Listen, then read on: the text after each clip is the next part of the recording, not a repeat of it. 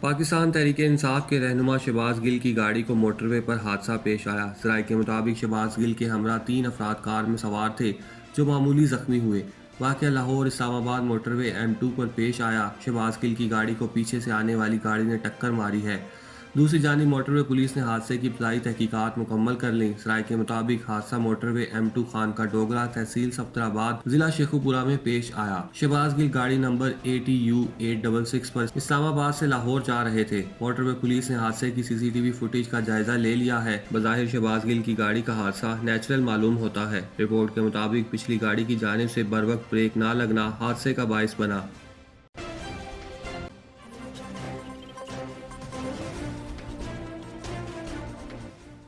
رہنما تحریک انصاف شہباز گل کی گاڑی کو موٹر وے پر مبینہ ٹکر مارنے والی گاڑی کی شناخت کر لی گئی، جبکہ وزیر اعظم شہباز شریف نے شہباز گل کی گاڑی کو پیش آنے والے حادثے کی تحقیقات کا حکم دے دیا ہے۔ موٹر وے پولیس کے مطابق ٹکر لگنے کے بعد گاڑی کا ڈرائیور رکنے کی بجائے فرار ہو گیا۔ گاڑی کے مالک کی بھی شناخت کر لی ہے۔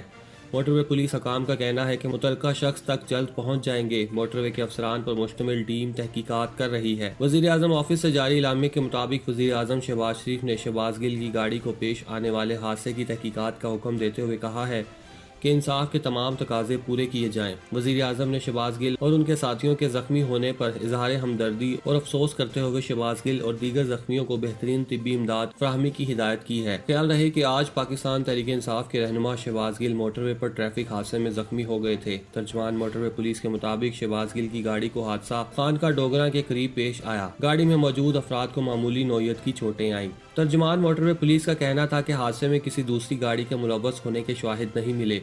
شہباز گل کی گاڑی کو حادثہ ڈرائیور کی غفلت اور لاپرواہی سے پیش آیا۔ دوسری جانب پاکستان تحریک انصاف کے رہنما شہباز گل کا کہنا ہے کہ ان کی گاڑی کا پیچھا کر کے جان بوجھ کر ہٹ کیا گیا۔ ٹویٹر پر ایک بیان میں شہباز گل کا کہنا تھا کہ میری گاڑی کا پیچھا کر کے جان بوجھ کر ہٹ کیا گیا، یہ ایک منصوبے کے تحت کیا گیا۔ قاتلانہ حملہ کرنے والوں کو بتانا چاہتا ہوں کہ اپنے مولا اور قوم کی دعاؤں کی وجہ سے زندہ ہوں۔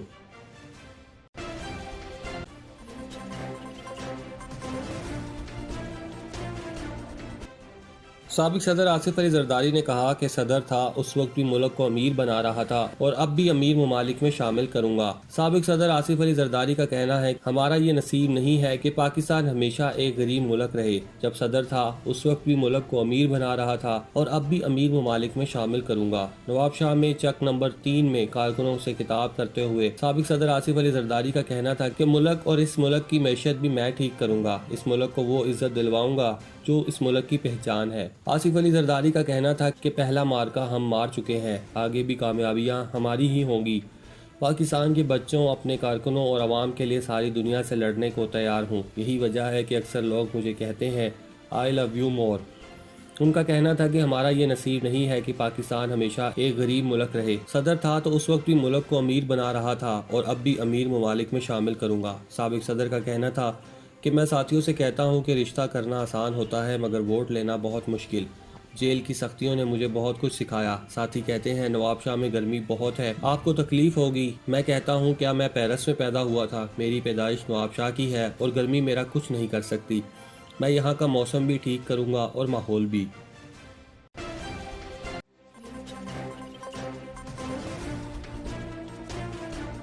سعودی عرب میں انویسٹیگیشن میں میرے بھتیجے کو ثابت ہوا ہے کہ وہ وہاں نہیں تھا۔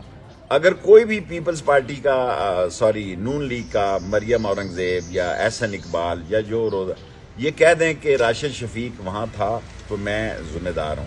میں شہزادہ نائف کو بھی فون کر کے اگر ایسی کوئی بات ہوتی کہہ سکتا تھا۔ وہ میرے ذاتی دوست ہیں، وزیر داخلہ جو ہے سعودی عرب کے، میری پرسنل سعودی عرب کے وزیر داخلہ سے دوستی ہے، پرسنل میں ان کے ساتھ رابطہ۔ بھتیجے کے لیے ابھی تک کچھ نہیں کہا، کہنے کی ضرورت ہے۔ یہ پرچہ جب وہ جہاز میں چڑھ گیا، جب ان کو پتہ لگ گیا کہ وہاں تفتیش میں وہ بے گناہ ثابت ہوا ہے اور خروج لگ گیا وہاں سے، پھر 2 گھنٹے بعد انہوں نے اس پہ پرچہ کاٹا ہے۔ میں تو چاہتا ہوں اس کی ٹریننگ ہو جائے، رہے مہینے 2-3 سر مہینے آپ کی گرفتاری کی خبروں کا بھی انتظار کیا جا رہا ہے۔ میں تیار ہوں۔ میں 15 تاریخ کو فیصل آباد میں مدینہ ٹاؤن میں جو کہ اس کے ٹاؤٹ نے وہ جو سیاسی چمگادڑ ہے، جو سیاسی نہیں شیطانی چمگادڑ ہے، جس پہ کہ عابد شیر علی کہتا ہے 18 قتل کے مقدمے ہیں، اور میں لوگوں کو کہتا ہوں جس کے پاس وہ ویڈیو ہے جو پولیس انسپیکٹر نے جاری کی ہے فیس بک پہ، مجھے دیں، میں سپریم کورٹ جاؤں گا۔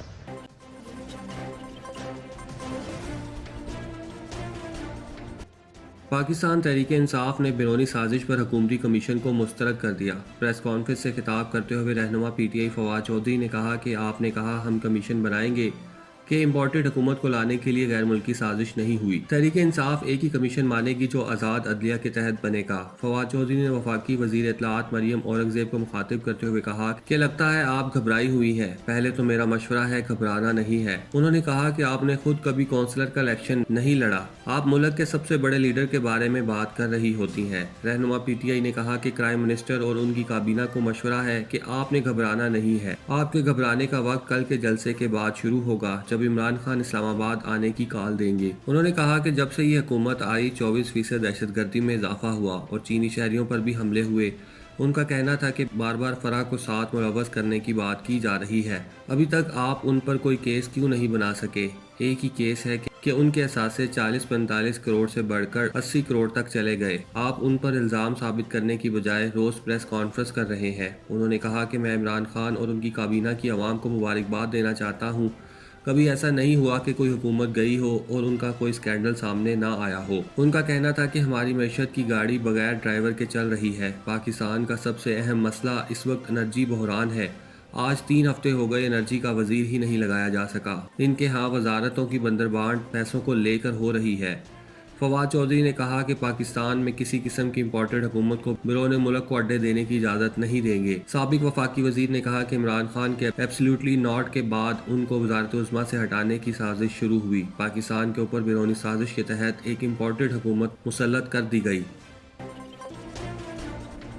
حکومت نے سابق خاتون اول بشرا بی بی کی قریبی دوست فرحت شہزادی عرف فرح گوگی کو دبئی سے پاکستان لانے کا فیصلہ کر لیا ہے۔ ذرائع کے مطابق حکومت نے سابق خاتون اول بشرا بی بی کی قریبی دوست اور کرپشن کے الزامات کا سامنا کرنے والی فرحت شہزادی عرف فرح گوگی کو دبئی سے پاکستان واپس لانے کا فیصلہ کر لیا۔ فرح گوگی پر الزام ہے کہ انہوں نے عمران نیازی کی فرنٹ مین کا کردار ادا کیا اور اس حوالے سے ان سے حقائق معلوم کرنے ہیں۔ فرح گوگی پر جو الزامات سامنے آئے ہیں ان کی تفتیش کے لیے ان کی موجودگی ضروری ہے۔ ذرائع کا کہنا ہے کہ فرح گوگی کو دبئی سے واپس لانے کے لیے قانونی کارروائی کا آغاز کر دیا گیا ہے۔ دوسری جانب ذرائع نے بتایا ہے کہ حکومت کی طرف سے تحریک انصاف سینٹرل سیکریٹریٹ کے 4 ملازمین کے بینک اکاؤنٹس کی تفصیلات حاصل کرنے کا بھی فیصلہ کیا گیا ہے۔ ان ملازمین میں طاہر اقبال، محمد نعمان افضل، محمد ارشد اور محمد رفیق شامل ہیں۔ ان ملازمین کے نجی اکاؤنٹس میں 2008 سے لے کر 2022 تک جتنی رقوم آئی ہیں ان کا ریکارڈ حاصل کیا جا رہا ہے اور ان کے نجی اکاؤنٹس میں آنے والی بھاری رقوم کا ریکارڈ اسٹیٹ بینک سے منگوایا جائے گا، جبکہ شواہد کی روشنی میں گرفتاریاں بھی عمل میں آئیں گی۔ عالمی ادارہ صحت نے 2020 سے 2021 کے دوران بھارت میں 47 لاکھ افراد کی اموات کا چونکا دینے والا انکشاف کر دیا۔ غیر ملکی میڈیا کے مطابق ورلڈ ہیلتھ آرگنائزیشن نے اپنے جاری کردہ اعداد و شمار میں انکشاف کیا ہے کہ 1 جنوری 2020 سے 31 دسمبر 2021 میں بھارت میں 47 لاکھ افراد لقمہ اجل بنے، جس کی بالواسطہ یا بلا واسطہ وجہ کورونا کو قرار دیا گیا ہے۔